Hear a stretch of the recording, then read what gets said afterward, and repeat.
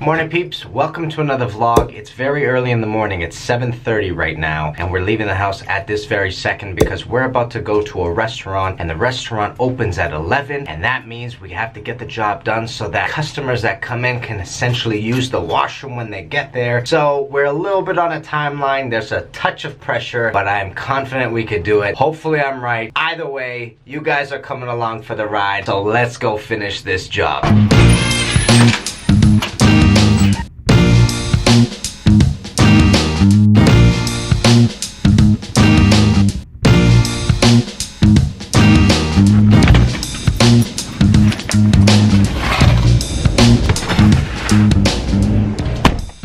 Alrighty, so in the truck right now, we're about to take off. I had to make sure I got my earplugs because today we're going to be breaking the ground. Essentially, a little bit of an overview for you guys is that we went into this restaurant about a few days ago and we look at the urinal, and the urinal has a vertical pipe that goes into the ground. We start snaking this pipe and all of a sudden it comes out of the floor drain. We try going out the floor drain, we can't get in. We think something's going on with this pipe underground. We essentially cannot unclog it, so there's a lot going on right now and a lot of mystery around this individual pipe. So we're gonna have to break it, expose it, figure out what it is, probably replace it. We are under the impression that it might be broken somewhere and that's why it's actually clogged. We're gonna find out, we're gonna see. Let's do this together. Let's get to the job site.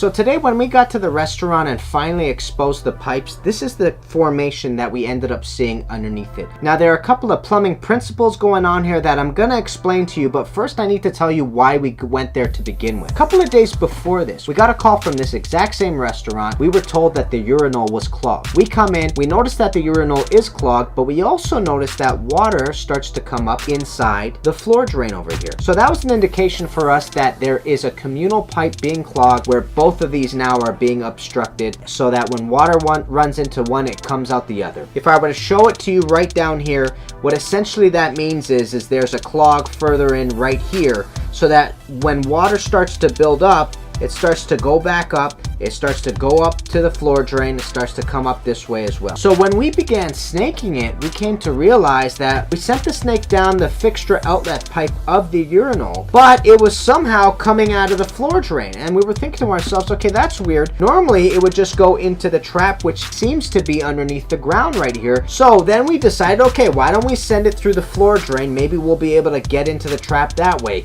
What we ended up noticing is that it came back up and was essentially hitting the urinal. So right then and there, we're understanding that something's going on and something is obstructing us from getting inside this trap right here. Now, here's the thing. We didn't know that it was connected the way it is here, drawn, but that's how it's connected underneath. And this is a very specific principle in plumbing called a running trap. Now, a trap normally is designed to have water go directly into it, but when water is offset to eventually get into the trap, it is called a running trap. Now, running traps are most common when storm drainage pipes connect to sanitary drainage systems. So the drawing you see here is a typical use of what a running trap would essentially be. So if you take a look here, you're going to see a rainwater leader that eventually comes down into a downspout, which will eventually turn into a 90 and come across, and there will be a trap that's waiting for it underneath the house. It will go into the trap and then continue on into the sewer outside. And on the inlet of the trap, you have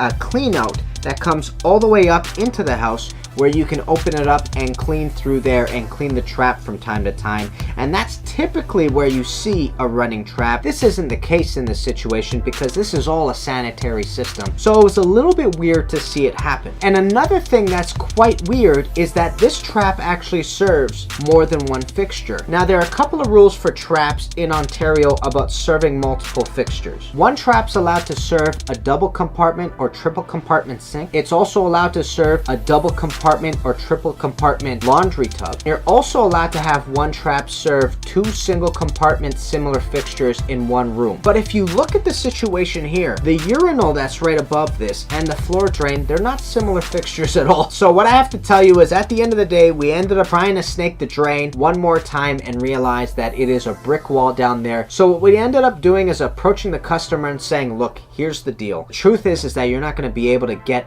any snake through this thing. Most probably this thing is so clogged up that we're not going to be able to rectify the issue unless disconnect it and then put in a new trap and try to figure out a better way of situating the floor drain and also the urinal. After we told them this, they told us that a health inspector came in, looked at the urinal, noticed that it was clogged and said, look, you can't have this here. Either unclog it or eliminate the urinal altogether. And that's what they told us to do, so that they can now go back to work and maybe later on consider other options for bringing a urinal downstairs into this washroom.